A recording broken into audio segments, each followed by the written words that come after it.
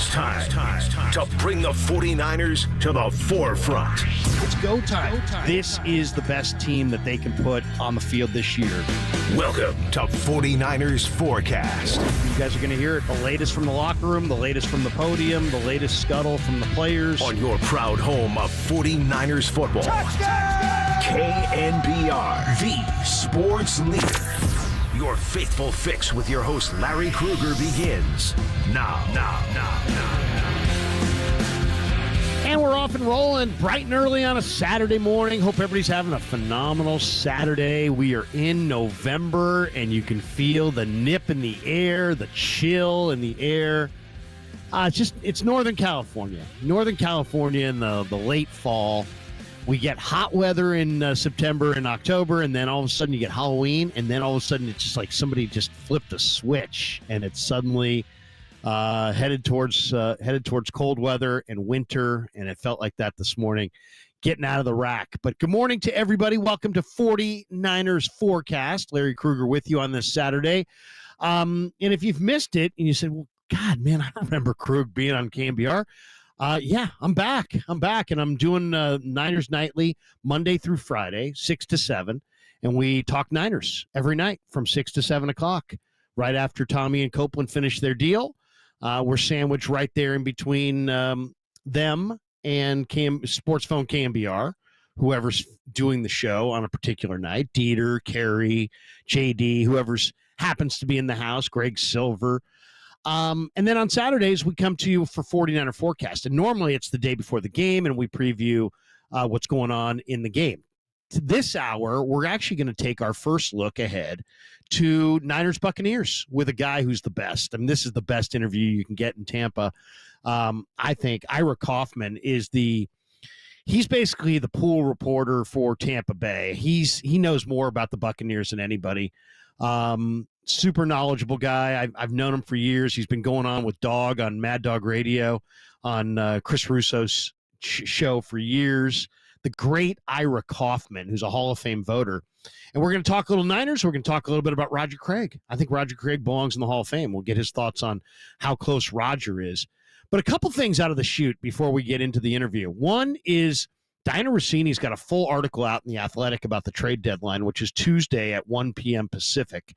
And she says that Davin Godchaux of New England, who has 20 defensive run stops, the most of anybody in the NFL, is available, and that the 49ers know he's available. And she seem to make it sound like the Niners have interest in doing a deal with New England. So New England's got Davin Godchaux, the big defensive tackle. They have Kendrick Bourne. They also mentioned Kyle Duggar. Kyle Duggar is a phenomenal player who's a free safety. The Niners have 3 strong safeties. If you want to add one piece to your secondary and have your secondary be the best in football, it might be Kyle Duggar. You add Kyle Duggar as a free safety. I mean, John Lynch knows safety play better than anybody. He knows better than anybody how good of a player this kid is. Belichick handpicked Kyle Duggar, and he's awesome. Yeah, he's a tremendous player, and he would be a great fit. If you could get Davin Godchaux, Kendrick Bourne, and Kyle Duggar from New England, that would move the needle. That, I think, would shake things up. I'd be willing to give a third-round draft choice if I could get Kyle Duggar. That's for sure. The other names out there connected to the Niners are guys like Jadeveon Clowney and Azeez Ojulari. 2 really interesting defensive ends. Ojulari's playing great ball right now. Clowney's been terrific in this league for years. So the trade deadline's approaching. That's the latest on the trade deadline front. Couple other thoughts that I want to share with you. The Niners are one of 6 teams that rank in the top 13 in both offensive and defensive EPA per play. The top offensive EPA per play teams in the league: Washington's 1, Baltimore 2, Buffalo 3, Detroit 4, Niners are 5. Defensively, Denver's 1, Detroit's 2, Minnesota's 3, Chicago's 4, Chargers are 5, Green Bay's 6, Pittsburgh's 7, Buffalo's 8. Niners are 13th. There are only 5 teams in football, I should say 6 in football, that are top 13 in both offensive and defensive EPA per play. EPA stands for expected points added. It's a key stat. Those teams in the top 13 in both offense and defense, Buffalo, they're 6-2. Detroit, they're 6-1. Kansas City, they're 7-0. Green Bay, they're 6-2. Pittsburgh, they're 6-2. And the Niners. And the Niners are 4-4. So that's a pretty good barometer right there on who are the best teams in pro football. And the one team on that list that is a top-tier team but doesn't have a top-tier record is the Niners. So they've blown a couple games. There's no question about it.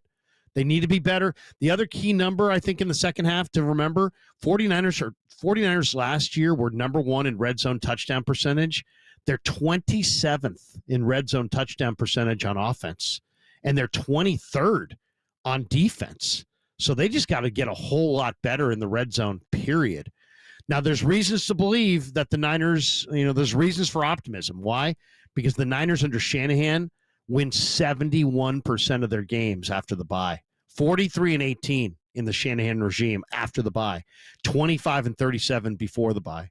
So they're 400 football before the bye. They're 700 football after the bye. I don't know. I can't really explain that other than injuries are a big part of that. And as far as, I mentioned Davin Godchaux could be a target. The Niners DVOA, they're 7th on offense. They're 8th on defense. They're 29th on special teams. But when you take a closer look at their defensive DVOA splits, they've got the second best pass D, but they're 19th best against the run. They need to be better against the run. They really do. Now, I don't know if that's Campbell or if that's another defensive tackle, but they need to be much, much better against the run. And this is all while Fred Warner is the highest graded coverage defender in the entire league, according to PFF. So Fred's doing his part. He just needs a little help. Whether that's another linebacker, Dre Greenlaw, or if it's the Niners getting a Davin Godchaux type player or a Sebastian Joseph Day or somebody at defensive tackle, that could be it right there. And the other thing I want to mention here is that we're going to get into this conversation with Ira at the end about Roger Craig. Roger Craig deserves to be in the Hall of Fame. And I really feel strongly about that. And I'm going to throw some numbers at you at the end about why I really believe he belongs in the Hall of Fame. But we'll take a timeout right here. Coming up next, Ira Kaufman from Tampa. We'll take our first look ahead to next Sunday's tilt. Niners coming out of the bye week, get the Buccaneers. There'll be no Chris Godwin. There'll be no Mike Evans, but the Bucs are still rolling. Baker's playing well. We'll talk to Ira Kaufman about the Niners and the Bucs and Roger Craig's Hall of Fame candidacy. It's straight ahead on 49er Forecast on the Sports Leader.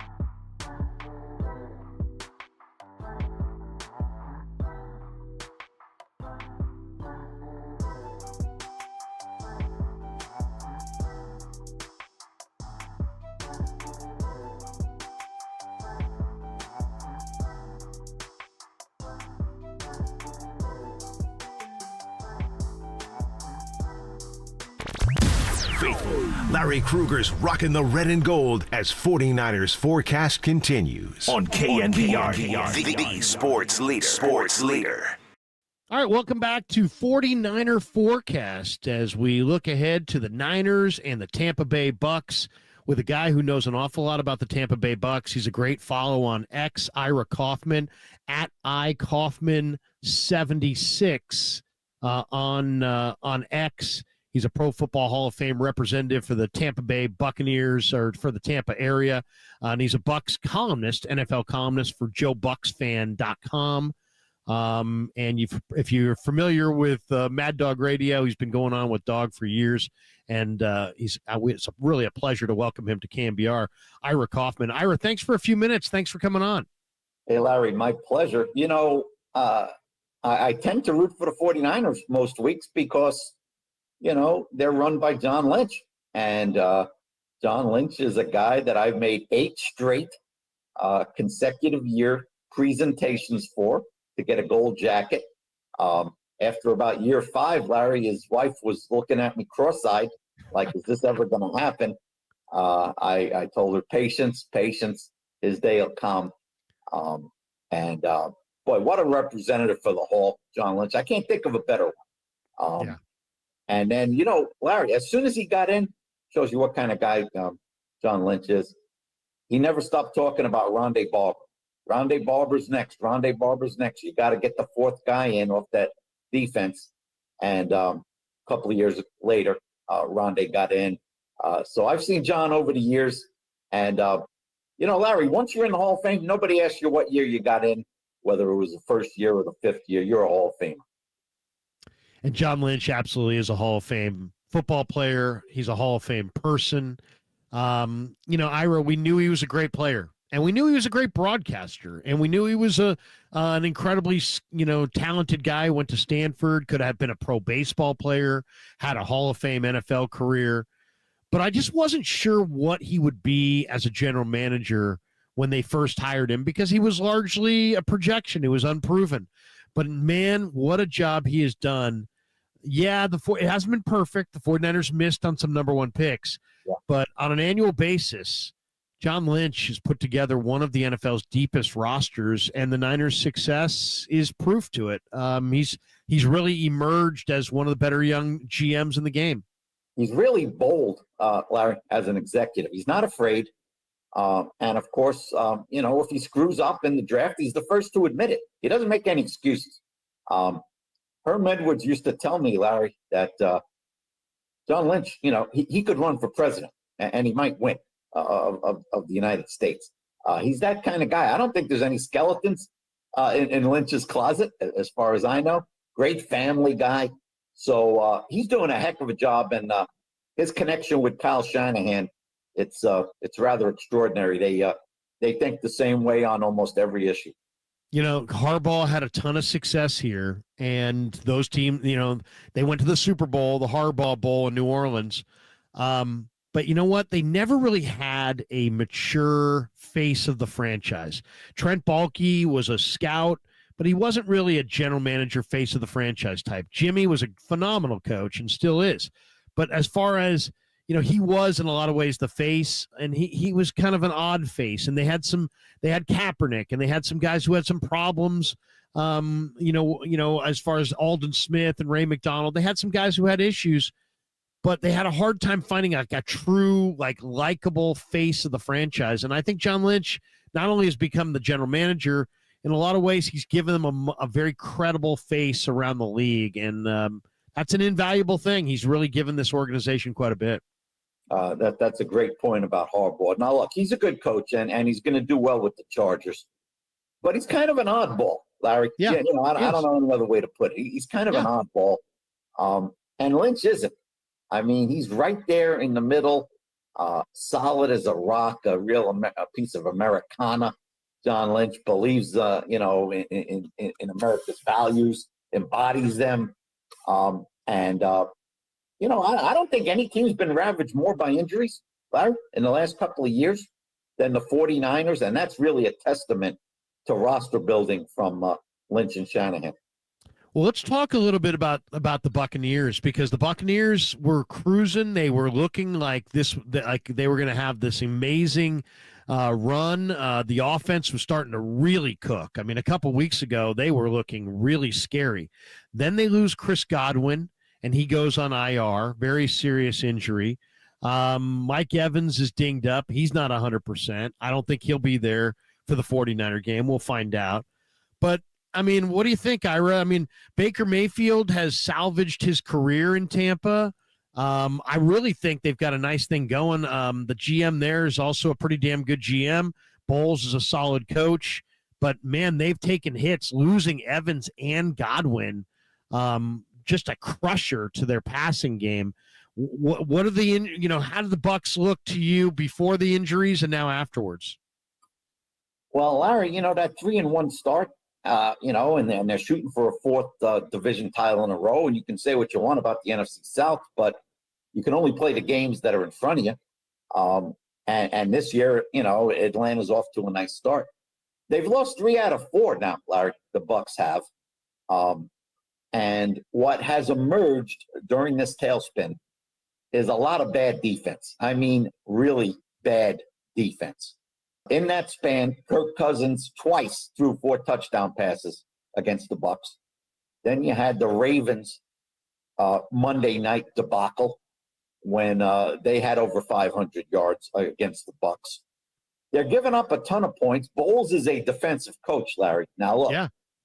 If they win 10 games, and they're competitive in the division, Bowles can skate with some bad defense. But if they finish 7-10 or whatever it is, and they don't snap out of this, Bowles is going to come under scrutiny, Larry. I mean, the last 2 years, even though they won a division, they were 8-9 and 9-8. 8-9, 9-8. They won 1 playoff game in those 2 years. And this year, if they miss the postseason and continue to play terrible defense, which is Bowles' forte, you don't know how the Glazers, the ownership group, is going to look at it. Some of Jason Light's draft picks, Larry, to be honest, on defense, high draft picks. They have not panned out. They have not. He's made a lot of great draft picks over the last 5 years. The Antoine Winfields of the world, this rookie running back, Bucky Irving, looks good. Yeah. He signed Baker Mayfield. He's been a revelation. He's resurrected his career, Larry. But, they've drafted guys like Logan Hall, Joe Tryon, Shoyinka, Chris Braswell this year in the second round. They haven't done much, Larry. They've made no impact. And this defense is reeling. It's absolutely reeling. Odds are McCaffrey could be back for the 49ers. That's not going to help the Buck defense. Now, Larry, here's the funny thing. To be honest, when McCaffrey was with the Saints and he was facing the Bucs every year, Bowles had a good plan to sort of contain him. I don't remember McCaffrey being a game wrecker as a Saint against the Bucs. Panther. He was a Panther. Yeah, Panthers. That's right. I don't remember him being a game wrecker with the Panthers and playing the Bucs and Bowles there twice a year. But now he's with the Niners. He is the straw that stirs the drink in San Francisco's offense. So the Bucs got to turn this defense around. Now, Larry, here's the other crazy point. They're averaging 29 points a game. Right. The last 2 years, the Buck offense has been lousy. 2 years in a row. They've changed coordinators. They had Leftwich a few years ago. Then they had Dave Canales last year. He got the Panthers job. Nobody saw that coming. So he left. So here's the third offensive coordinator in 3 years, Liam Cohn, who was with Sean McVay with the Rams, and he's doing a heck of a job. Even without Godwin and Evans against the Falcons, Larry, they still put up over 400 yards and 26 points. They're running the ball very well, and I think that is going to be the focus of San Francisco's defensive scheme against the Bucs. They've got 2 or 3 good running backs, and keep your eye on this rookie, Bucky Irving. He was a third-round pick. I'm not going to compare him to Barry Sanders, Larry, otherwise you'd throw me off the network right now.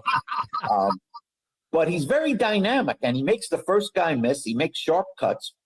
I think they're going to give him the ball more because he's a better running back than Rachaad White, and I think they're starting to realize that in Tampa. Yeah. I mean, White's a good receiver. He is.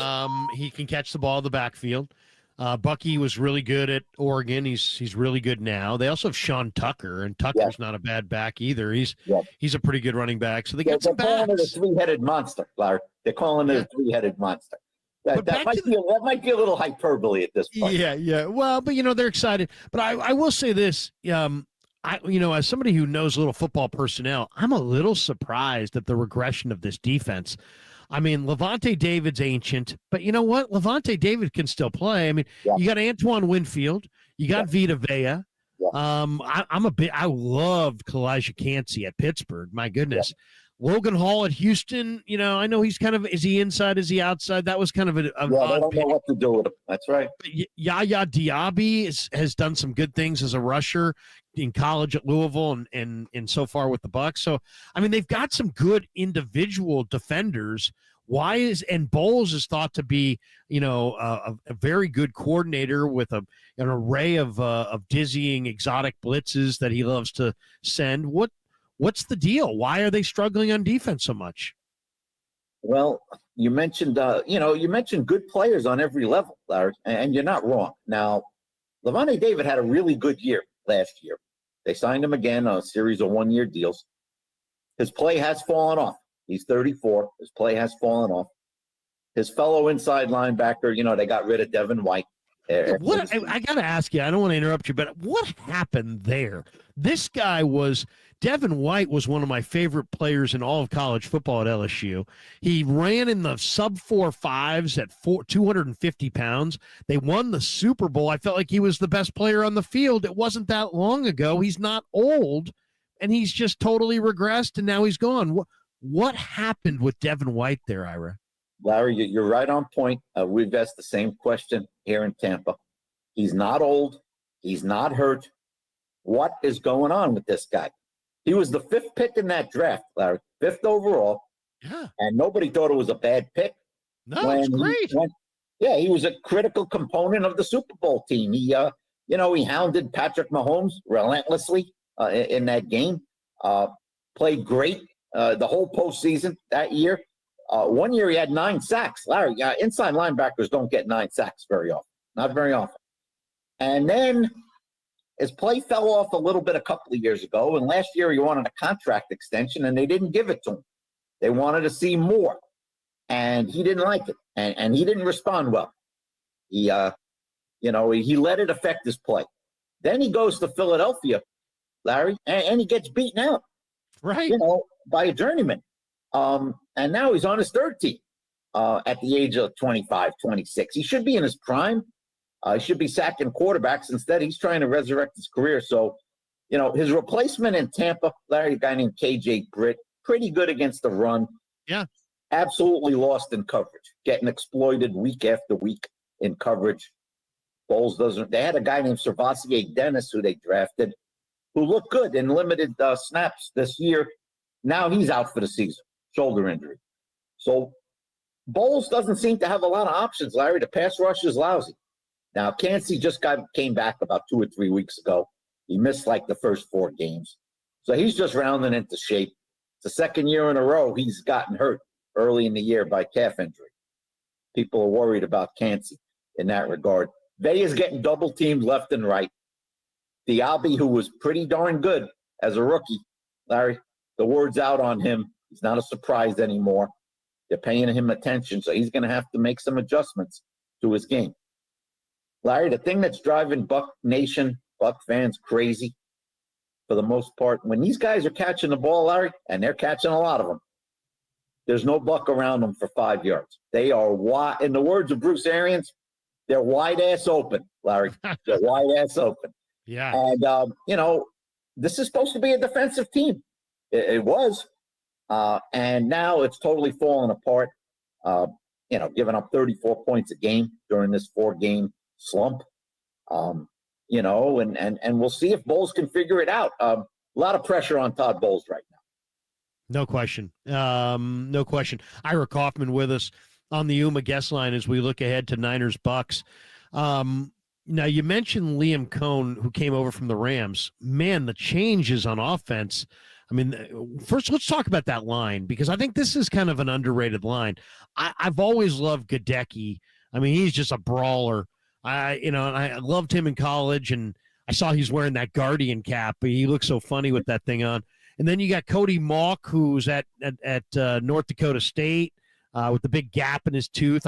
Loved him at the Senior Bowl a couple years ago. You got the Duke center, Graham Barton, who I think the 49ers had a lot of interest in. You got Bretterson, who's a big physical guard who played at Michigan. And then you maybe have one of the best left tackles in the game, I think, a guy the Niners probably should have grabbed the year they got Kinlaw in Tristan Wirfs. How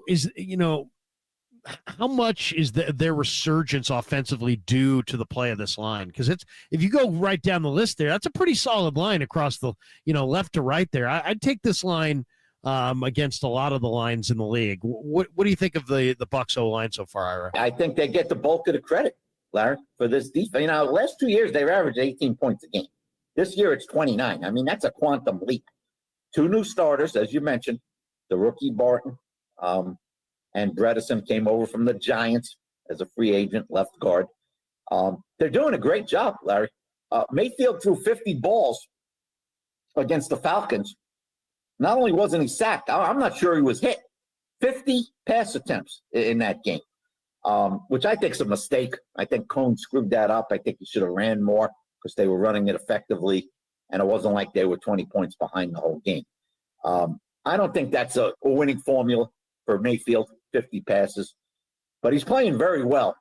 He's protected very well.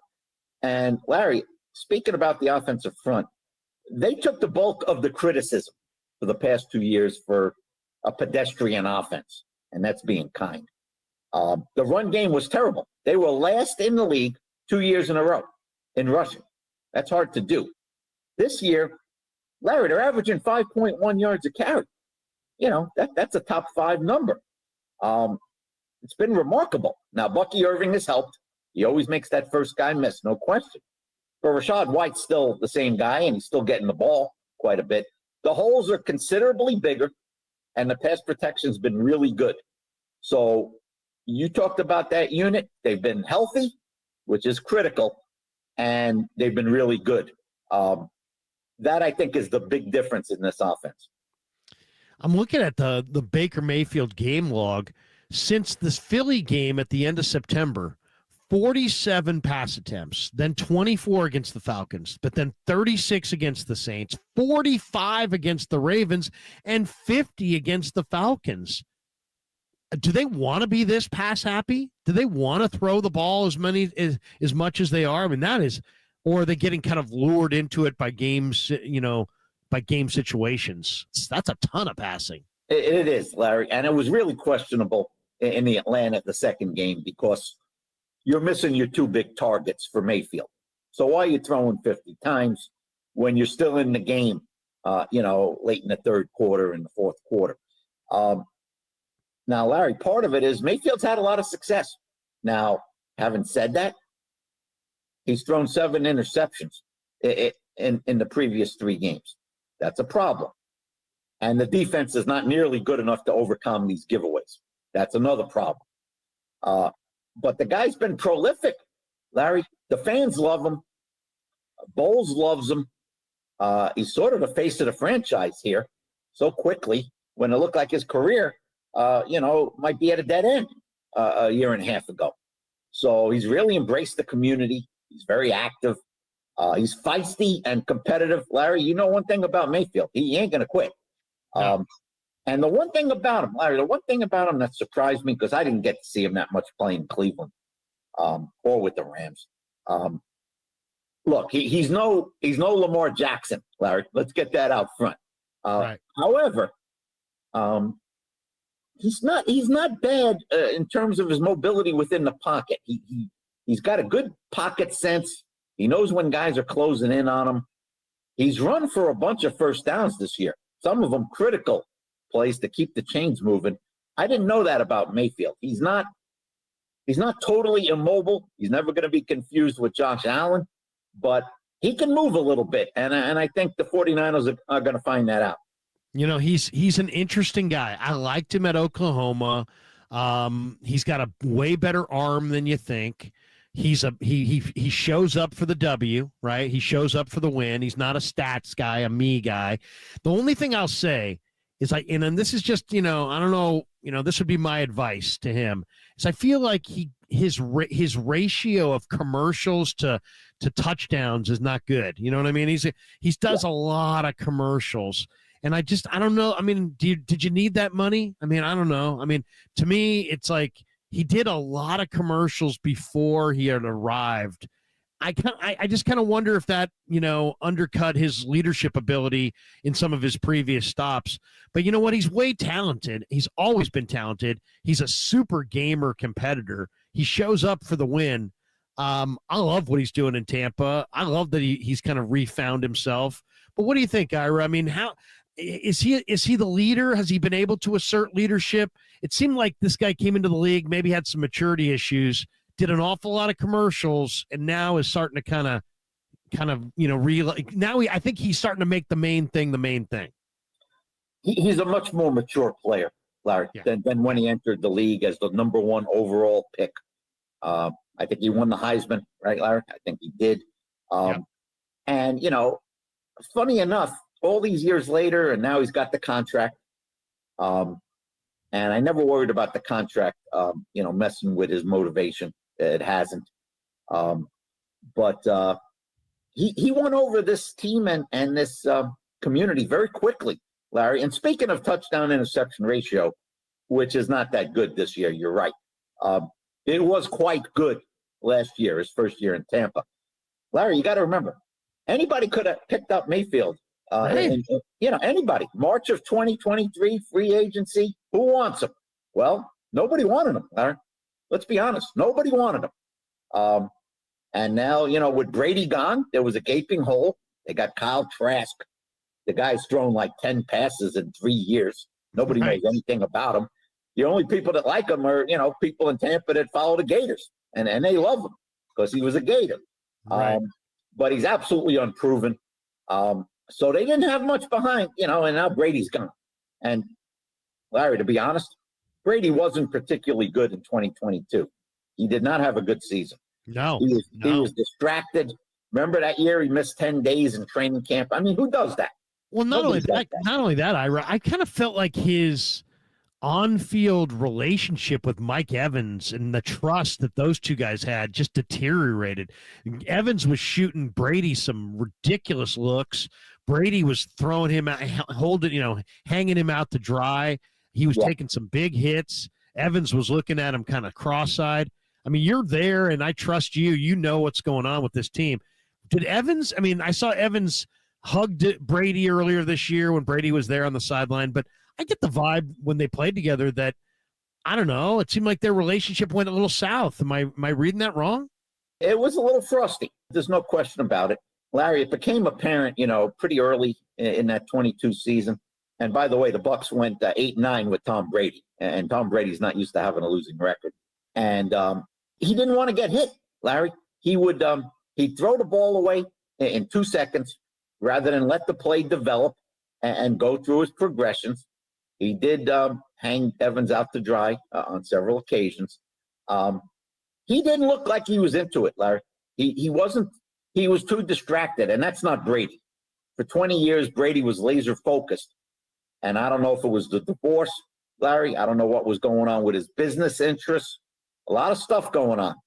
But as soon as I saw him beg off training camp for 10 days, when you're the starting quarterback, I think you lose a little respect in the locker room. And it happened to Tom Brady that year. And Mayfield last year played considerably better than Brady did the year before.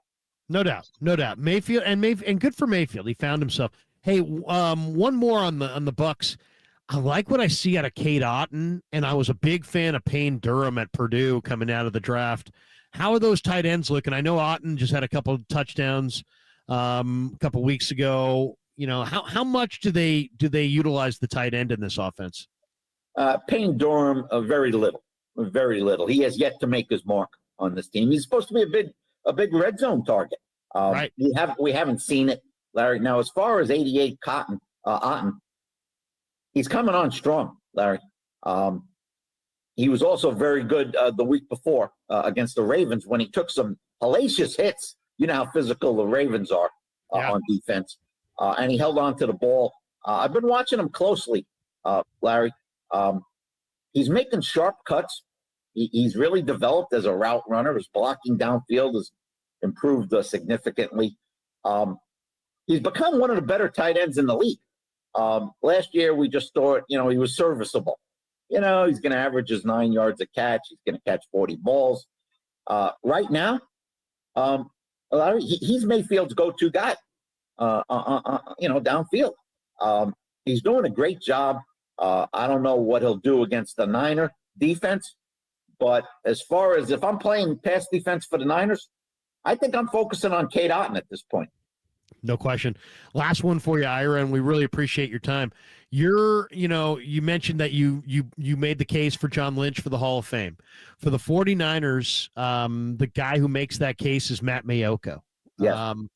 And the one thing, and I've been very passionate about this over the last 5 or 6 years, is that I really feel like the 49ers need to have Roger Craig in the Hall of Fame. Now, I know Frank Gore's probably going to get there. He's in the top 3. And I know Roger fumbled in the 90 NFC Championship game against the Giants. But, Ira, come on. This guy was the first 1,000 back. This guy is the only guy in the history of the NFL who's all Pro Bowl fullback and Pro Bowl halfback. He's the only back on the team of the 80s, 90s, or 2000s that's not in the Hall of Fame. He was, Ira, the way football locker rooms are. Jerry Rice was motivated by insecurity. Roger Craig was a team-first guy. He took one for the team. It's so rare that you go into an NFL locker room after a game and there's a 200-yard rusher and a 200-yard receiver.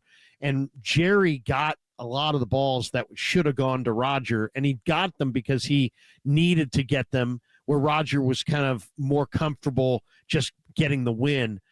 If Walsh were alive, he would, no doubt in my mind, Roger Craig is in the Hall of Fame. Walsh carried enough clout within the sport that he could have gotten him in, but Walsh died too young, and Roger doesn't have an advocate. And I'm trying like crazy to get him in, and I know other people are trying. This guy belongs in. I mean, come on. If Andre Reed is in with the Buffalo Bills and he lost all those Super Bowls, you got to put Roger in. Roger was the best player on the best Niner team. The 84 Niners went 15-1. They beat the Dolphins at Stanford. Roger Craig didn't win the MVP of that Super Bowl, but he had 3 touchdowns and he probably should have won it. It went to Joe instead. I'm just saying, I think Craig has been overlooked. He is the back, not Gore, that I think should go in first. And I think Gore's going to wind up going in first. Is there anything that can be done to kind of illustrate that, it seems like there's all these analytics people out there. There has to be some smart football analytics person that could see that Jerry Rice was the greatest statistical player in the history of the NFL. And you would think that he helped his other teammates, but in reality, he dominated the ball to such a level that he suppressed the numbers of Roger Craig, Brent Jones, Ricky Waters, and others. And Roger Craig belongs in that Hall of Fame, baby. I mean, there's no question in my mind. And I don't think he's going to get in. And if he's going to get in, it's going to take a while. Is there anything that can be done to help him get in? I mean, the Steelers are way better. Their dynasty's way more represented than the 49er dynasty, and Roger was spectacular. To me, it's unacceptable that he's not in there. Larry, I'm going to uplift you as I should right now. I think Craig is close. Now, he's in the senior category, Larry. He's not modern day. He's senior. We used to pick one senior a year. Now we're picking three that emerge as finalists. He's close. He got close last year. I was on the senior committee. He was close. He didn't quite make it. He didn't get over that hurdle. But he's back again, Larry. He's back again. Now, look, I live in Tampa. I got Eddie DeBartolo, in my neighborhood. And he's certainly a huge advocate for Roger Craig. And your point about the 49ers, Larry, I think the point is correct. Where is the 49er representation? The team of the 80s, without question. Now, Larry, their first two Super Bowl teams, Rice wasn't there. Rice wasn't there till, yeah, that's right. For 84, he wasn't there. And I'll also say this, Larry. Now, Craig was fantastic in 84. I think it was 88. It was 88 or 89. I think it was 88. Offensive player of the Craig year. was the best player on the team in 88. I believe he was. Yes. And by the way, Larry, just as an aside, I don't know how you feel. People like to rank the greatest teams of all time. Some people like the 84 Niners. I like the 89 49ers. I think that 89 team, I can still remember Larry sitting in the Superdome. Here come the Broncos. They're going to focus on Jerry Rice. They're going to shut that down, and look out, they got Elway. Larry, it was 55-10. I mean, the thing was a joke. This was pre-cap. The Niners had just at nose guard, Michael Carter, Jim Burt, and Fred Smerlas all on one team. They were loaded. Eddie D. They were so stacked. It was almost unfair. That was a fantastic. I'm surprised all those guys. They were awesome. Larry. They killed people in the postseason. Absolutely killed people. And Larry, one thing I remember about that game, people were talking about everybody's going to focus on Jerry Rice.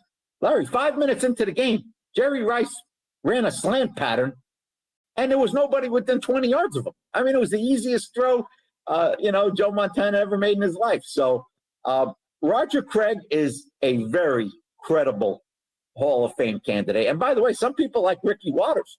They say, what's going on with Waters? He can't even get anybody to make a presentation for him. He can't make a finalist list. Now, look, Mayako does a very good job, Larry. I'm in the room. I see him every year. And I'll give you a one behind-the-scenes story about the Niners. It was a few years ago, and Mayako was presenting Bryant Young. And I got to tell you, Larry, going into that, year, not a lot of people were going overboard about Bryant Young. He might have been the 8th name listed out of 15 finalists on most people's lists. And Mayako did a very, very smart thing. He put together a Zoom call, and he invited the members of the committee onto it. And he had a bunch of, Hall of Fame players that were trying to block Bryant Young over the years. Really top-notch guys. And we got on the Zoom call, and they're all talking up Bryant Young as a complete interior lineman against the run, and I didn't even know he had that many sacks, Larry, in his career. I was surprised. And the next thing you know, Bryant Young is on the doorstep of Canton. Great job by Mayako on that. I don't think he's on the senior committee, Larry. So I'm going to give you a little encouragement about Roger Craig. I think he's on the cusp of Canton. Good. And as far as BY, you got to remember he was a starter as a rookie on a Super Bowl champion, and he was the difference maker up front. They tried with Ted Washington. They tried with Dennis Brown. The Niners tried with all these interior guys. They couldn't quite get it right until they paired Stubby and BY together. And I'll say this, Norton fell into his leg in a game and shattered his leg and tibia. The guy played with a metal rod in his leg for 9 years. 9 years in the NFL trenches with a metal rod inserted into your leg. And there is no finer human being than BY. He's class personified. He had a miraculous recovery from a terrible injury. Terrible Yeah. injury. Oh, amazing. Amazing. I mean, the guy was, and he was unbelievably strong, very, very, very smart player, always.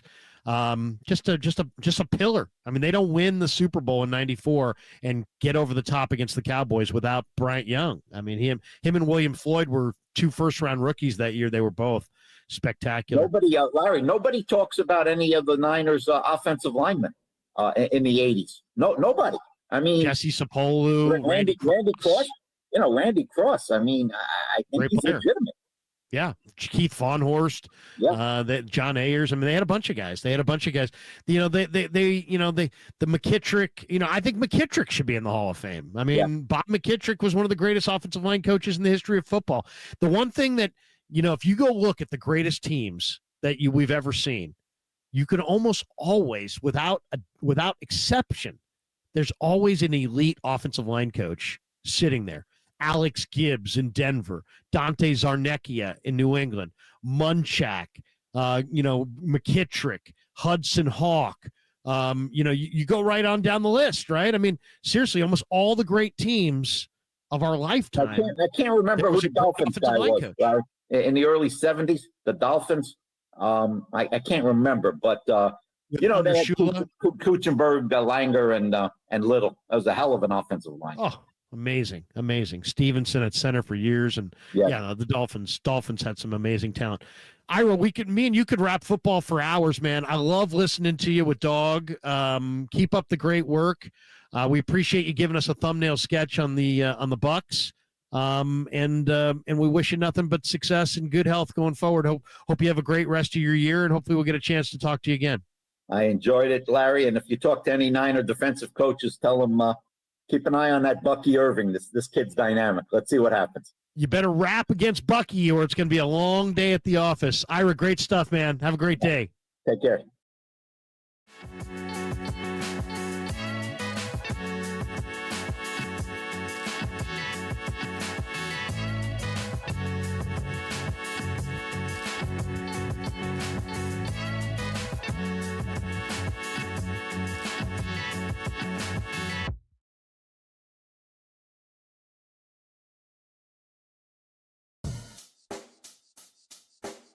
Check the mic and make sure it sound right, boys.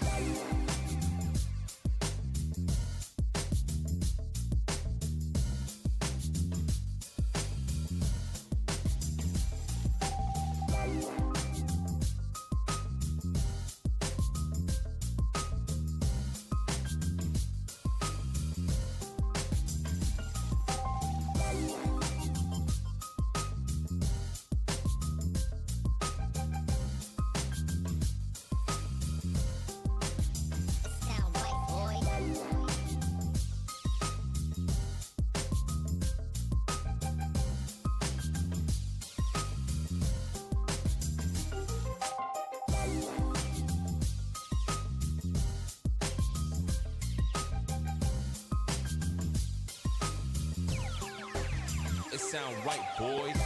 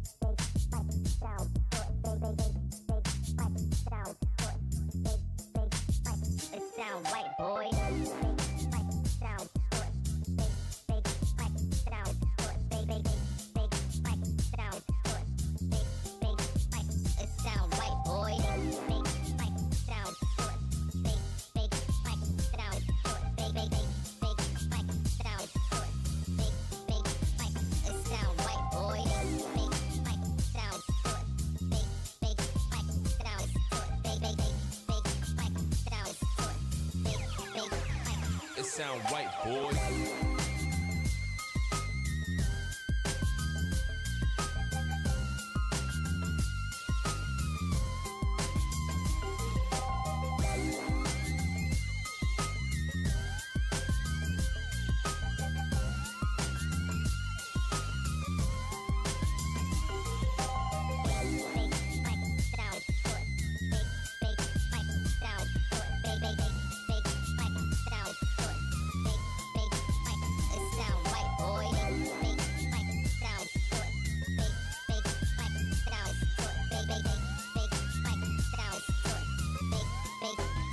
it sound right, boy.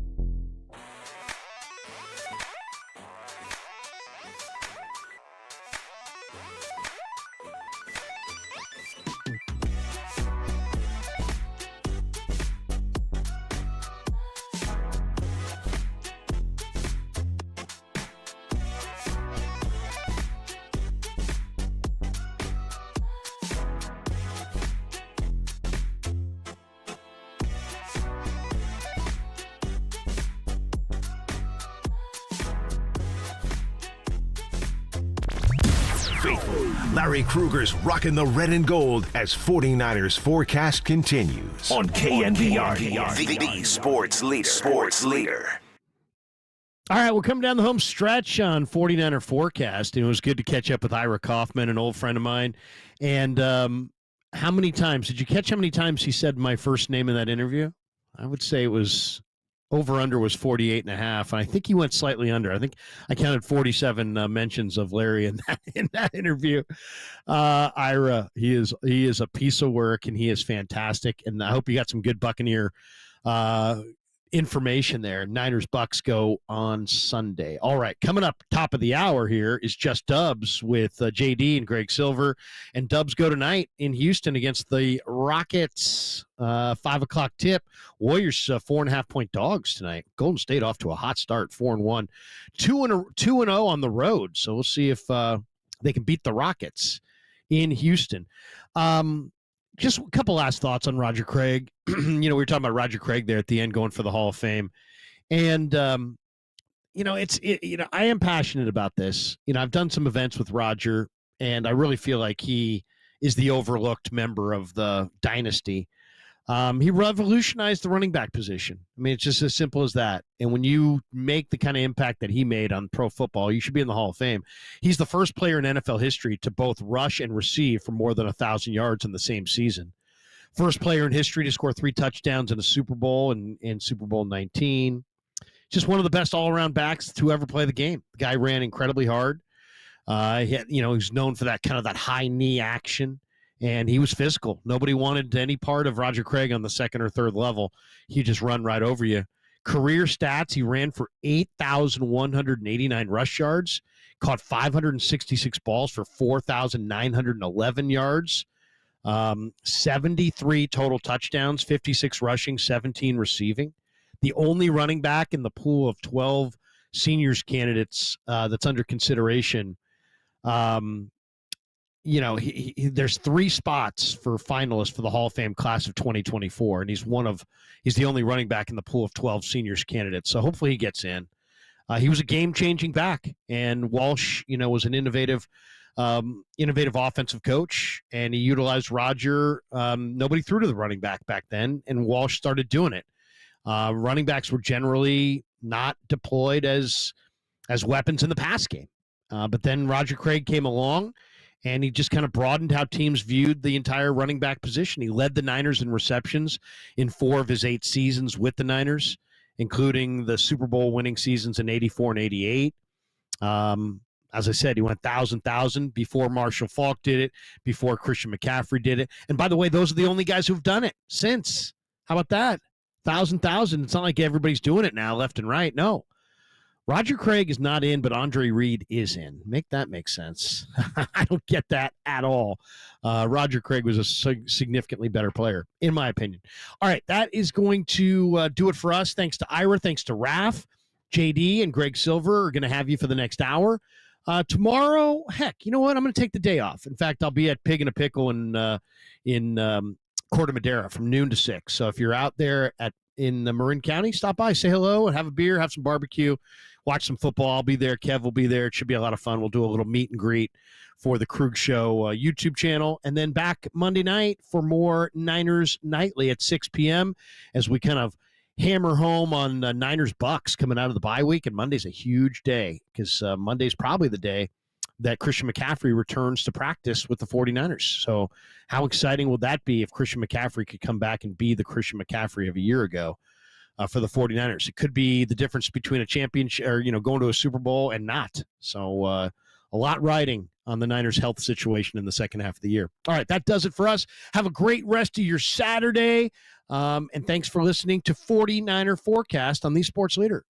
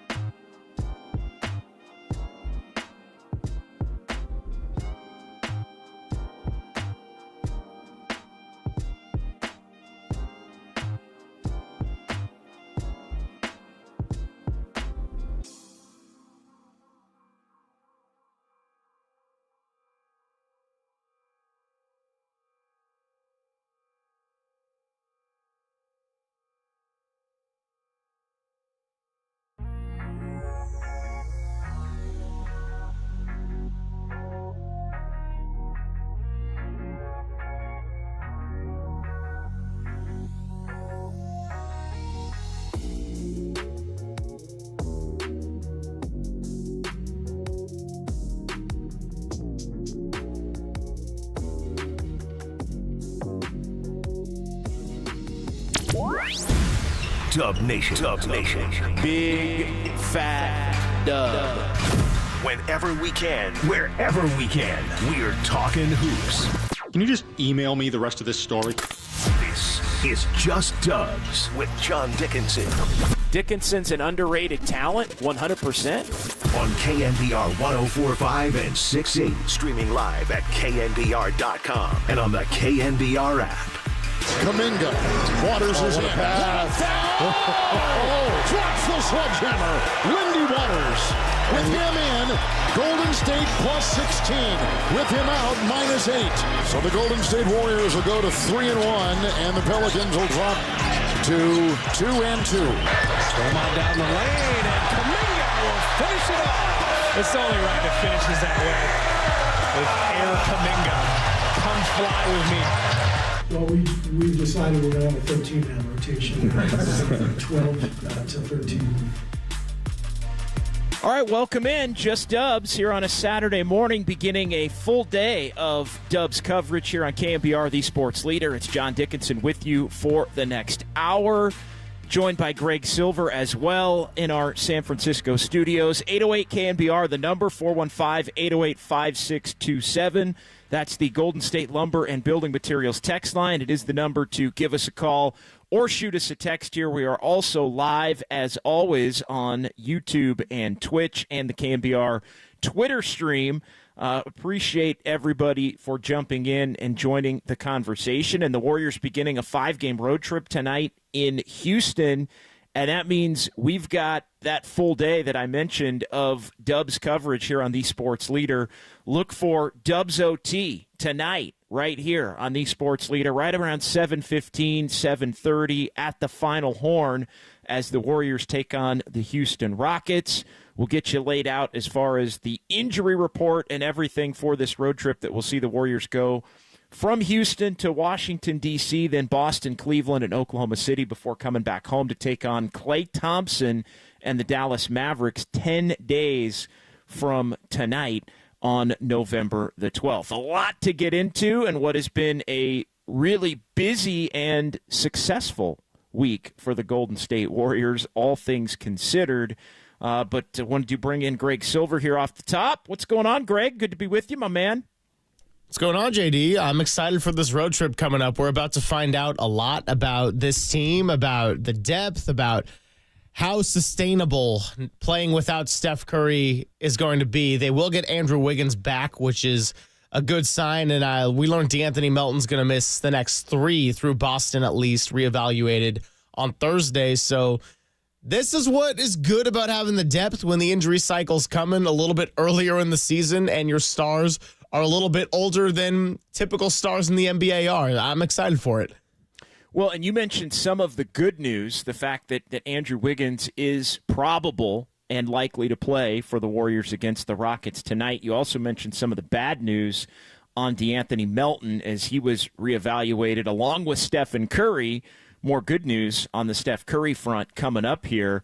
But the reevaluations for the Warriors as it related to Steph Curry, good news. Not going to play tonight, but continuing to make progress. Did participate in certain segments of the Warriors' practice in Houston yesterday. Not going to play tonight, but Monday in Washington, D.C. is not off the table. And as I mentioned yesterday, filling in on Papa and Lund, I think the Boston game looks pretty good. If not the Washington game on Monday, the Boston game on Wednesday looks pretty good as far as a Steph Curry return when that road trip really gets more difficult with the games in Boston, Cleveland, who's playing maybe better than anybody in the league to start off the season. And if it's not them, it's the Thunder, who got another win last night in Portland.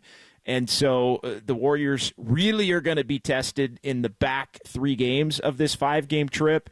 But when Steph Curry went down on Sunday night in the home opener, after initially looking like he could return and did return to that game, and then went out again, it looked like it could end up being a multi-week kind of a deal.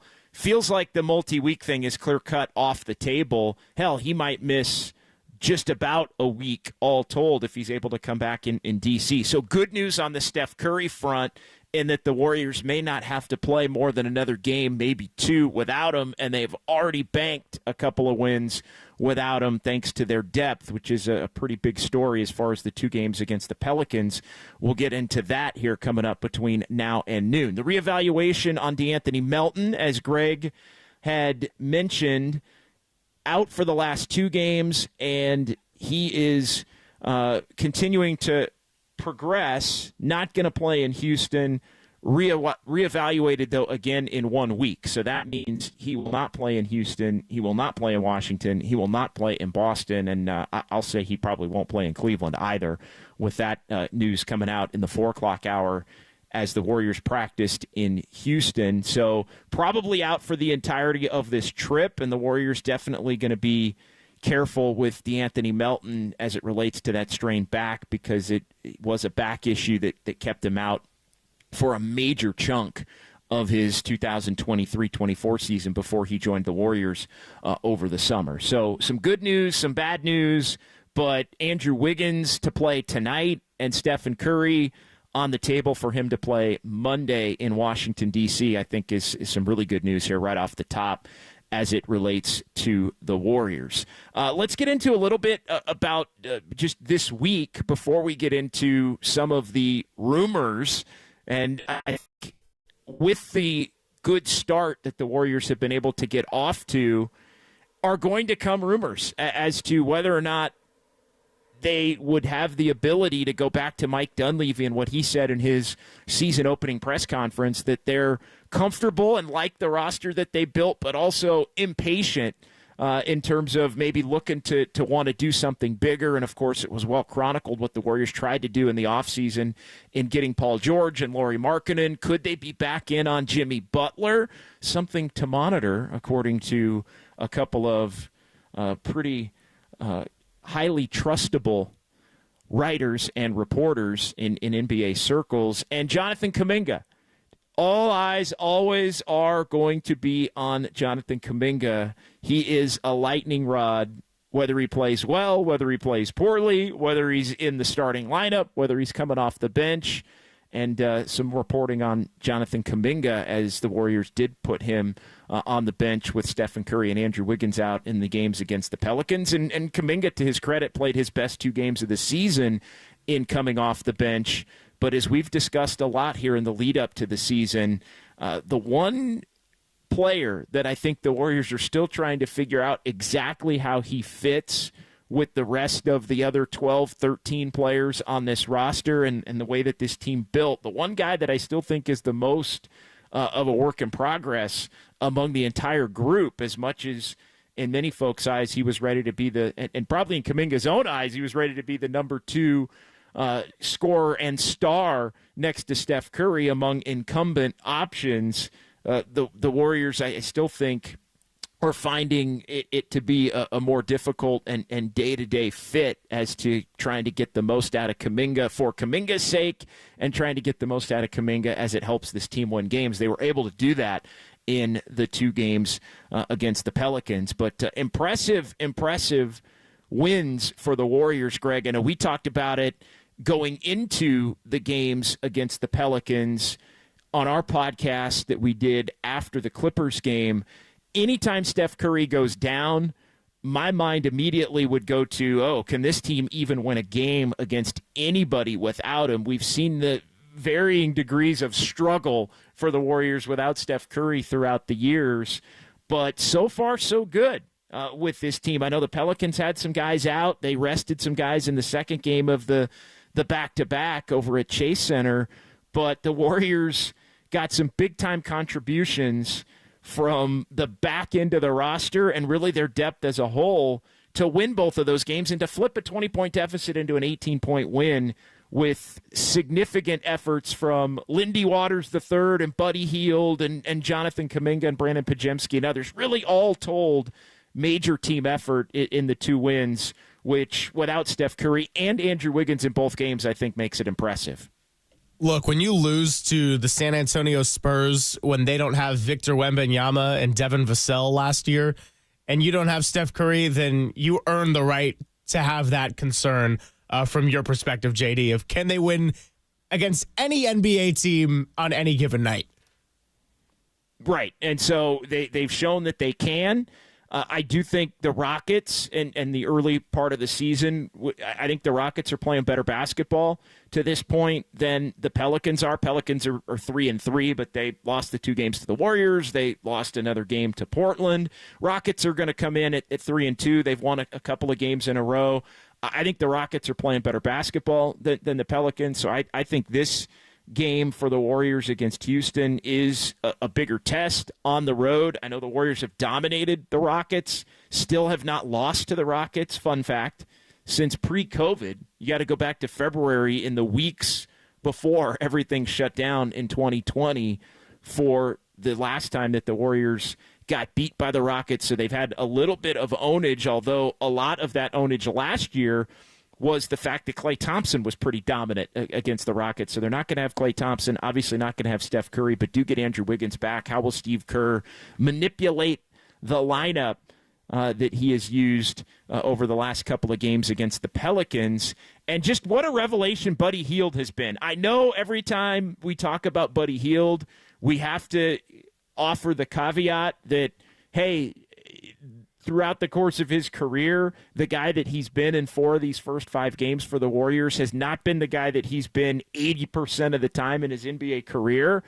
That being said, though, Buddy Hield has helped teams win games, and he's always been one of those guys that I think better regular season player than playoff player, better player when he's farther down in the pecking order and less is expected of him, as is the case on this team. He's been their leading or second scorer in every one of these games that the Warriors have won, Greg, but at the same time, the Warriors are not necessarily counting on Buddy Hield to be the number 2 guy. They're not really counting on anybody to be the number 2 guy, but so far they've gotten enough from everybody else, even without Steph Curry, to win these games. And Buddy Hield has been just terrific in his role through these first 5. I'll say this on the whole number 2 guy discussion thing, and I want to get your thoughts on this as we kind of close out segment 1. Maybe this, what I'm about to say, is not as much of a thing come March or April. But right now, as far as the Warriors organization is concerned and the coaching staff, I don't think they care at all who the number 2 guy is on any given night. I think they are trying to trot out lineups that are winning lineups. I think that's why Brandon Pajemski gets a lot of minutes. I think that's why Moses Moody got a lot of minutes this week. I don't think they care at all who is out there and who is getting the role of the second scorer. When Buddy Hield is hot, great. Take advantage of it like we saw in both second halves against the Pelicans. When Jonathan Kuminga's playing really well, like he was for all but 1 quarter of those Pelicans games, run with it, great. Draymond Green didn't close the game. Gary Payton II didn't play an entire second half. I don't think he was doing anything wrong. I think they just care about putting out winning lineups, and the only guy is Steph, who you can guarantee is going to be out there any given time when it matters. No, they've built it for it to not matter. They've built it to let it happen organically. I do think internally they would say, hey, at some point, somebody has to emerge as the most consistent number 2. And I think the early leader through the first 5 games, I guess, would be Buddy Hield based on the games that he's had. Well, it really would be Wiggins, but he got hurt. Yeah, well, but no, I mean, but it would be Buddy Hield based on what we've seen to this point. He's been the guy, even when Wiggins has played in the games that the Warriors have won, the 2 games that they won with Wiggins playing. I think Buddy Hield has been that guy, but I think we've seen that it can be Wiggins, as was the case in the game that they lost against the Clippers. I think we've seen that Kuminga can push his way in there. Hell, I think we've even seen that Lindy Waters in the 1 game. So, but the point is, they're built for it to happen organically. And I think at some point you look up, as long as you're winning, and if you are winning, you're going to be getting enough from enough different players on a given night to where it isn't a huge deal. Now, can you win playoff series that way? Probably not. You probably need to make sure you have a more of a clear-cut pecking order. But I think what we've seen is in the regular season, you can be a team that has the 1 star and ball movement and really good defense, aggressive defense, which I think has been a huge part of the Warriors' story through the first week and a half of the season and these first 5 games at 4-1. I mean, they've been really aggressive defensively in terms of passing lanes and individual defense, and the Draymond, Trace Jackson Davis combination is where, I mean, we're starting to have the Draymond starting to have the I want to be a DPOY kind of a player again. Like all of the narratives are starting early on the high end, and we can skip that for now because it's November 2nd. But the reality is the Warriors, part of their identity, at least what they want their identity to be this year, is to be a really aggressive, hard-fought, scrappy defensive team. And to this point, they've been able to do it. Again, being that type of team without a true number 2, plucky defensively, all this depth, don't need to know who your number 2 scorer is going to be on a night-in, night-out basis. Regular season, in what I deem to be an even and I would say more mediocre than great Western Conference, as I've mentioned a few different times, and I think we're already starting to see that a little bit. even in the first week and a half of the season, when you look up at the standings, that can get you in. That can set you up to win in the mid to high 40s in terms of victories, maybe even 50 if everything goes really well. But can you win multiple playoff series doing that? I think the jury is still out as far as the verdict on that, which is why you start to hear the Warriors' name mentioned in rumors still for more bona fide number 2, or in some cases even 1A type players that could potentially come available. So we're going to get into that coming up next. 808 KNBR, 415-808-5627 if you want to jump in and join the conversation. Appreciate everybody watching on YouTube and Twitch as well. Would the Warriors look to move Jonathan Kuminga, and are they still skulking around on other superstars to look to upgrade this thing even off to the 4-1 start? We'll get into that coming up next right here on KNBR 104.5 and 680, the sports leader.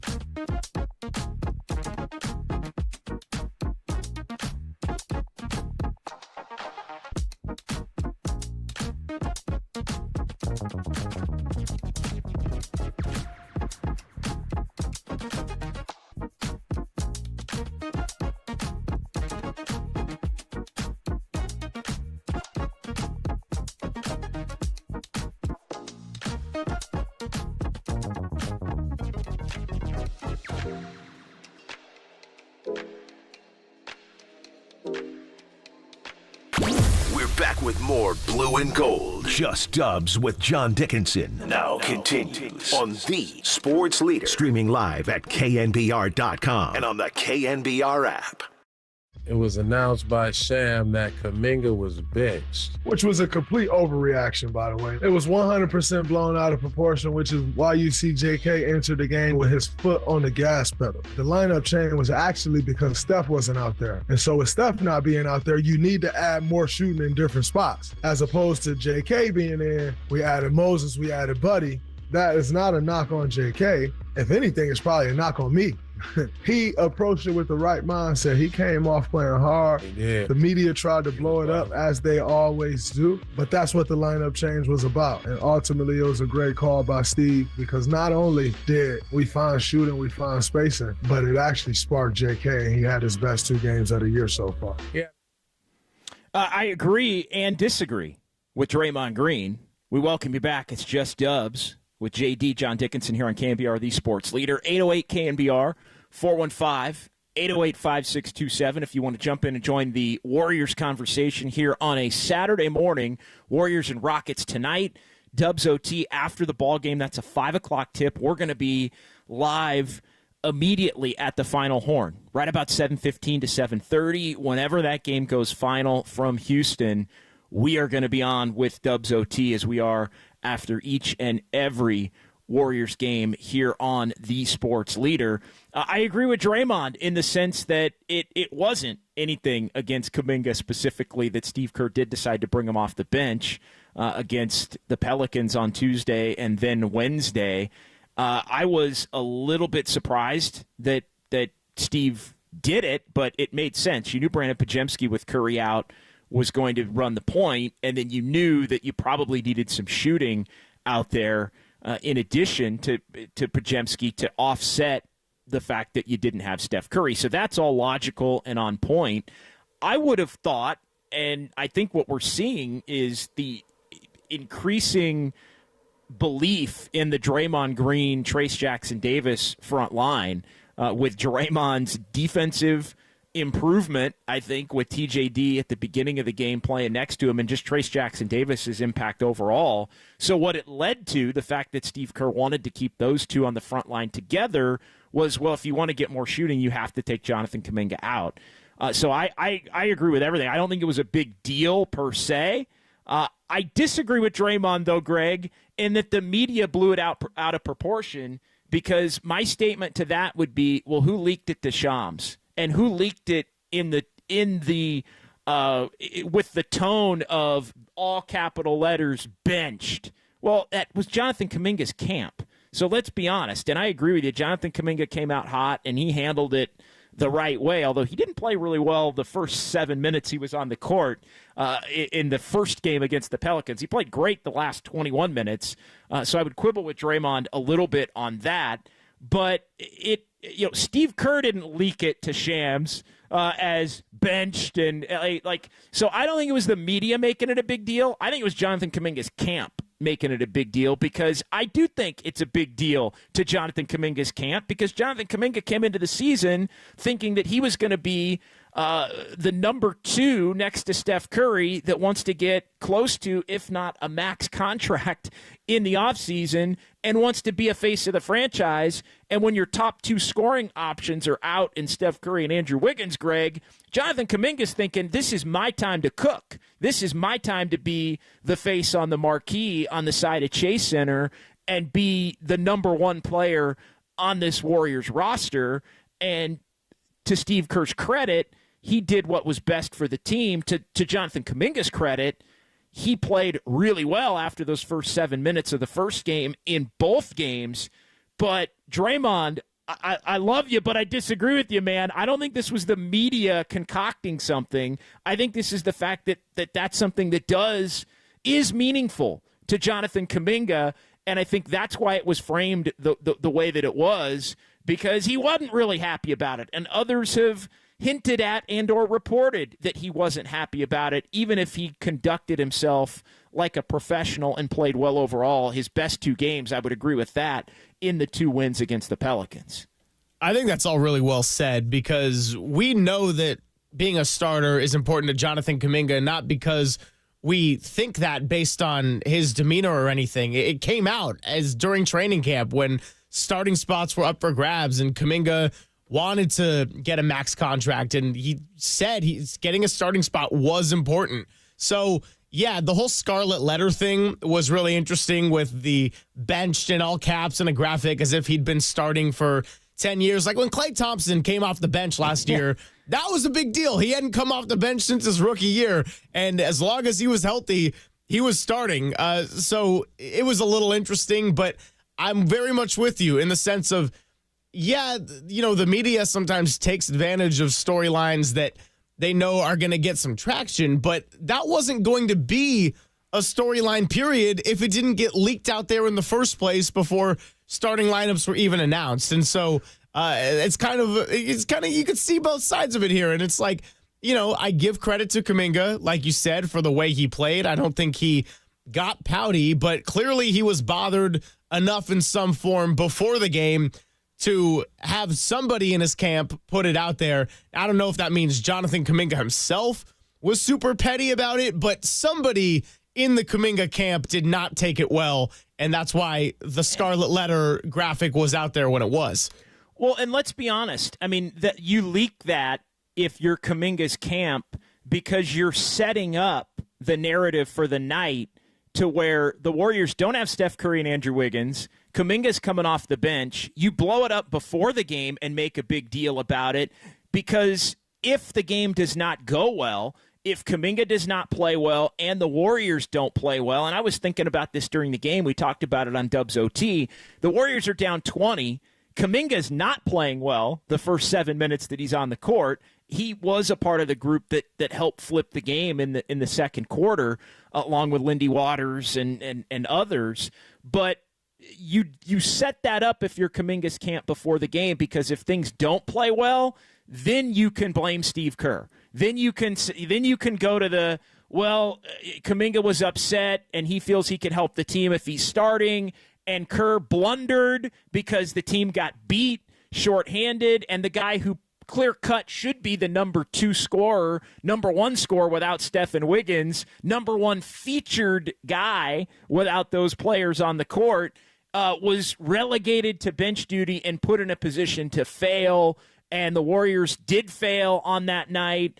And now Kuminga doesn't know what he's going to do with Steve. And it further creates the perception of a divide. And again, that's not a media concoction. That's a Jonathan Kuminga's camp concoction. And so to me, they were setting up the narrative, if things didn't go well, to be able to go back to the well that they had gone to at previous times against Steve Kerr. And look, there's a lot of public support among the fan base for Kuminga. I think less than maybe existed 8-9 months ago. But at the same time, I think they were playing to that narrative again that Kerr keeps Kuminga down, and it backfired in part because the Warriors won the game, but also in part, and this is where Kuminga deserves the utmost of the credit, because he did play well overall in both of those games. But I'm sorry, like Draymond, again, like not a media concoction. It was a Kuminga camp concoction that backfired, I think, on Kuminga's camp, because when he plays like he did, then Steve Kerr can go to it and say, hey, best 2 games of the year, him off the bench, won both games. Buddy Hield helped us win both games. Moses Moody, more shooting, helped us win both games. Lindy Waters III being in there over Kuminga helped us win both games. So I think it's going to be fascinating to see how this thing plays out moving forward, but definitely not a media concoction without a doubt. Here's the other reason we're talking about Jonathan Kuminga. And his name continues to pop up as it did yesterday. And this relates to a couple of big names that have the potential to be available. One that's always been the white whale, I think, for the Golden State Warriors. The one that the dream scenario would be, could the Bucks be in such shambles that Giannis Antetokounmpo ends up wanting to be traded away from the team that he won a championship with back in 2021? Could there be a scenario where Giannis would tell the Bucks, I want out and I want to go to the Warriors, or I want to go to the Warriors or this team, and then the Warriors, who have been reluctant to trade future picks and some of their younger assets for players like Paul George and Lauri Markkanen, because they've been saving up, in essence, for the one shot that they've got to really go big in terms of a star. And obviously Giannis, and we'll get to why we're talking about Giannis, the CBS report from Bill Reeder, that things could be getting close to a boiling or breaking point between Giannis and the Bucks here as they struggle to begin the season.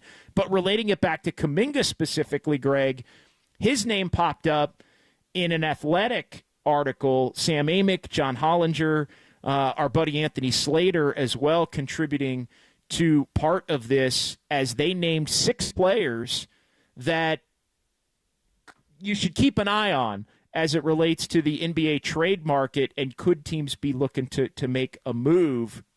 And Jonathan Kuminga, Greg, was one of those players, with the reporting from Amick and the reporting from John Hollinger in this deal that the Warriors could be more likely than ever to look to move from Jonathan Kuminga in the right deal. And so I think that becomes interesting. And the exact quote from the story, rival executives believe the Warriors are more willing than ever to include Kuminga in a trade of significant magnitude. Now, again, we're talking significant magnitude, which means we're talking Jimmy Butler, who was also referenced in this piece as, quote, one name to monitor, Jimmy Butler, the Heat star, who league sources say drew interest from the Warriors during the offseason and who did not come to terms on an extension.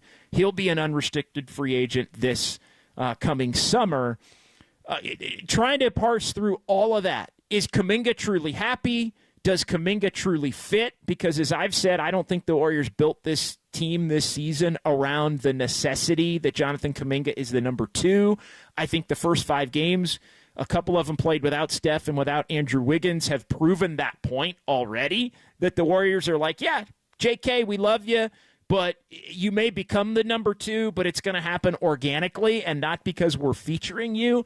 Is he happy about that? Do the Warriors want to? And this was the other part of the reporting from Anthony Slater, that Kuminga wanted about $35 million a year in terms of an extension. So maybe not the full max, but if you go 35 times 5, he wanted something in the neighborhood of $175 million. The Warriors were more in the $150 million. 30 was about their high end. But was that ever truly on the table? And if it had been, would the two sides have really been quibbling over $25 million? So, I mean, that's interesting when you look at it. But is Kuminga happy? Kuminga, can he still be the chip that highlights a bigger package for the Warriors to get that star that they covet? And what do you make of the numbers in terms of the contract separation and just overall the way this roster is built with Kuminga on it? I think this is absolutely something to monitor, whether it's Butler or whether it's Giannis or whether it's others, as you look at how content or happy Kuminga is, how he fits with the rest of this roster, and honestly, who performs in their roles, Greg, the best throughout the course of the season to make others potentially expendable on this Warriors roster. Yeah, and I mean, it's something we've said, and I know we're not the only ones who have said it, but this Warriors team from the beginning, we didn't know if it was going to work out, if it wasn't. So far, so good with the 4-1 start. But just roster-wise, to have 12, and now 13 when you add in Lindy Waters to the mix. Guys who are capable players and showcase some real depth. It's a roster that's almost built to make a trade come the deadline, depending on where they're at with the Western Conference and everything, because you got still one star, and then you have an elite defender and a veteran who's going to be in the Hall of Fame, and then you have 11 other guys that are pretty good at basketball, but nobody that you think is going to win you a playoff series. And so, I just look at teams like, let's say the team that knocked them out last year, for example, the Kings. They have 2 elite closers now with DeRozan and Fox, and they got a third guy in Sabonis. That's just an example of a team that was about their caliber the last 2 seasons. The Warriors got him one year, the Kings got him back the next year, where you think about crunch time, elimination games, must-win situations.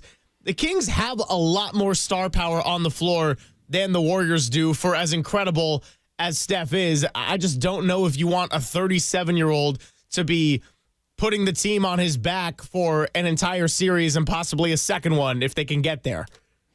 Yeah, it comes down to regular season versus playoffs. There's no doubt. And I think the Kings example is fascinating because, Steph Curry is the best player among those two teams.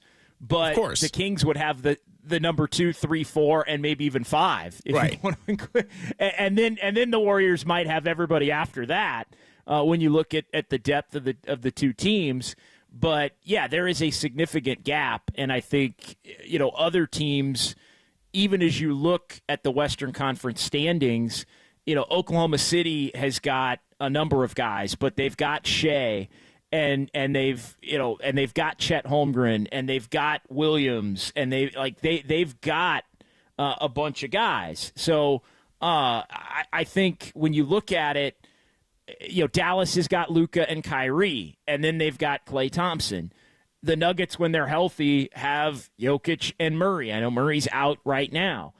Minnesota has got.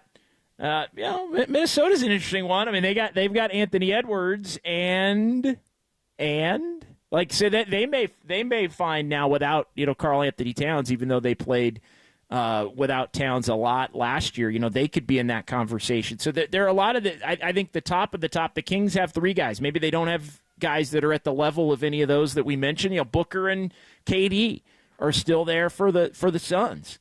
So I think as you compete, LeBron and Davis for the Lakers.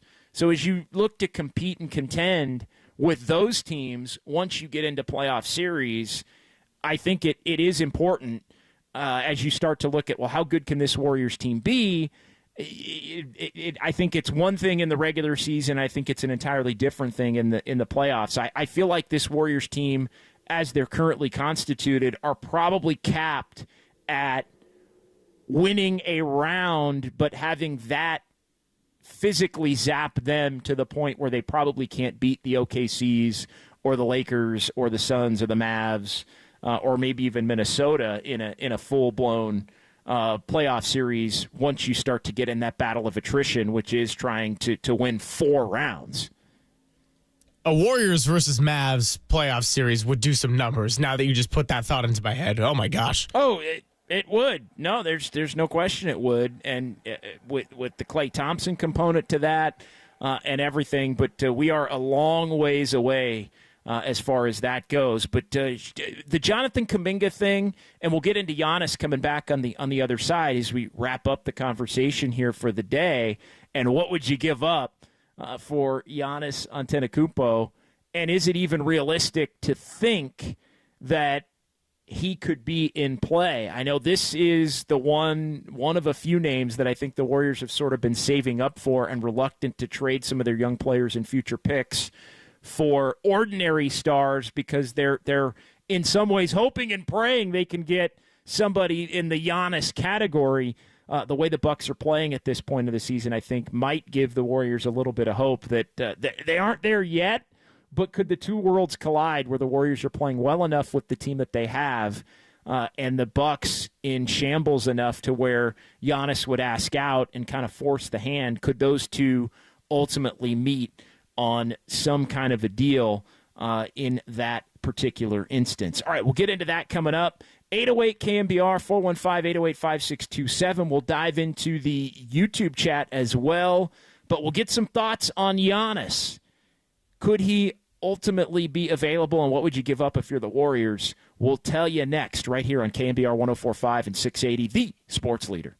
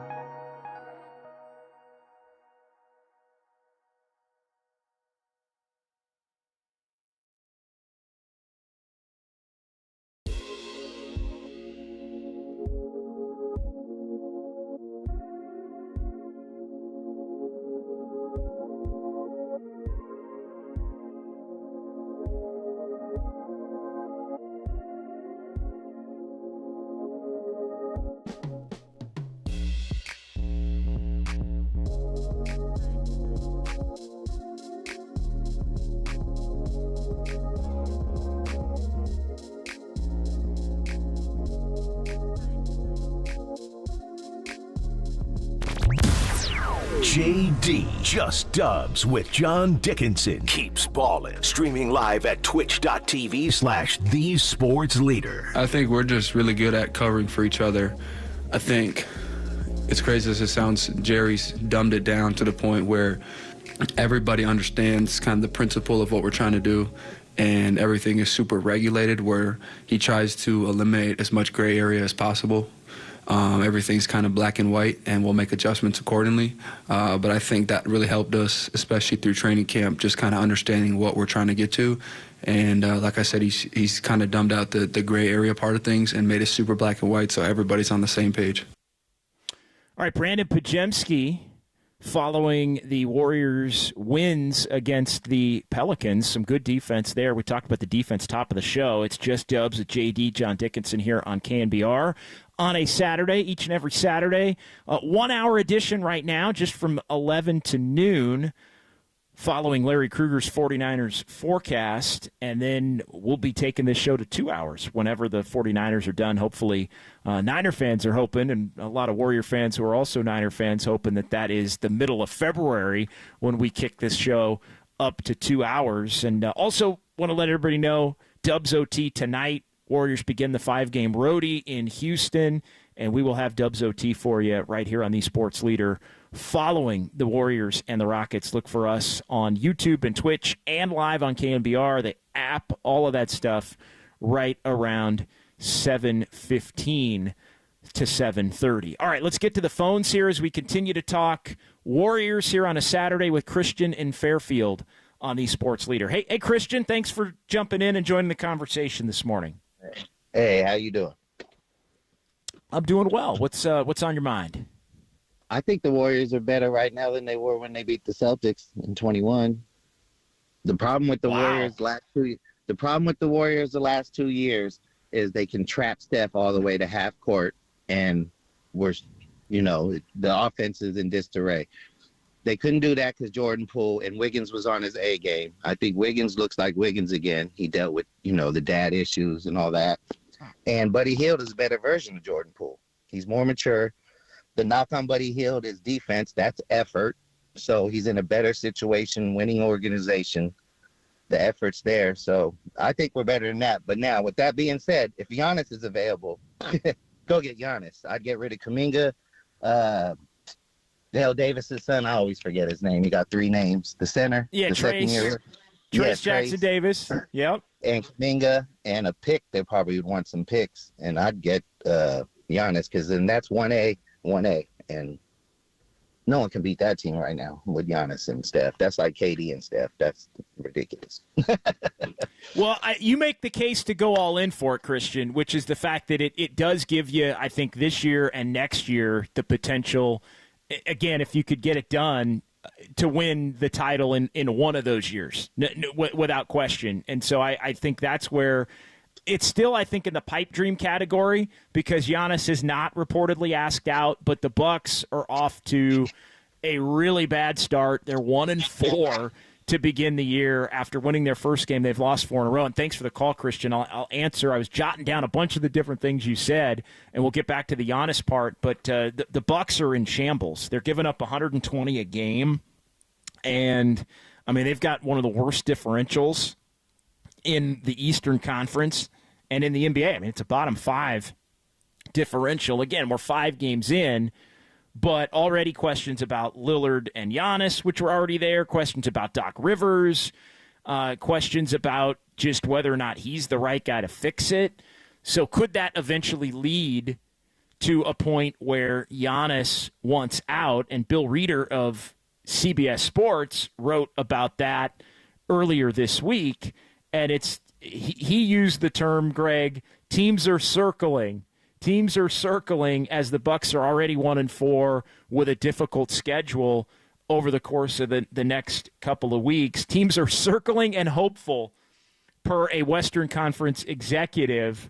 I wouldn't be surprised, a top executive told Bill Reeder of CBS, if it happened by the trade deadline in terms of a request, demand, or the Bucks' eventual willingness to say this isn't working, it's time to hit the reset button and look to make a move. Miami, the Nets and Knicks, and also Oklahoma City are teams that are mentioned there. But I got to believe, dude, Greg, could you imagine Oklahoma City with Giannis? Well, Oklahoma City's got the goods. Like, Oklahoma City's got the most assets to be able to trade, where they could pick a young player or two off their roster currently and throw Giannis in there with Chet and Shai Gilgeous-Alexander. And I think they'd obviously want to keep Jalen Williams. But we'll see. Maybe you have to give up Williams, and then they could give up 5 picks. I mean, and just completely allow for the Bucks to hit the reset button. They've got other good young players. that could go in a potential deal. So yeah, I mean, does Giannis want to go to the Bucks or go from the Bucks to the Thunder? I mean, we shall see on all that. But yeah, they've got the assets to do it. I think the Warriors would be absolutely like they would do things that we have not, like they have not been close to willing to do in recent years if they felt they had a realistic shot to get Giannis Antetokounmpo. Yeah, I mean, that's a good point with the Thunder and all the assets they have accumulated. That could be a real scary prospect. But look, I think for the Warriors, like, I know the Kevin Durant thing, kind of a once-in-a-lifetime deal to get a player like that in their prime when your team is at the peak of its powers. But Steph Curry, as long as he plays, even if he is a lesser version of himself in the next 1 to 3 years, it's still going to be an attractive prospect to go and play with a guy like that. Like, I'm not counting anything out. I wouldn't say it's time to get your hopes up that Giannis is definitely coming to the Bay, but that'd be a big shakeup for the league. And, you know, we made so much about Klay leaving in the Bay Area. Giannis, I think, outside of Steph and Draymond, is the longest tenured player with the single team right now. Yeah, going back to 2013 when he was drafted by Milwaukee and they won the title in 2021. So I think that's how it would have to look, Greg, would be Giannis saying, I want out, but it would also, I think, Giannis be putting pressure on the Bucks to say, I want out and I want to go here. And would the Bucks acquiesce?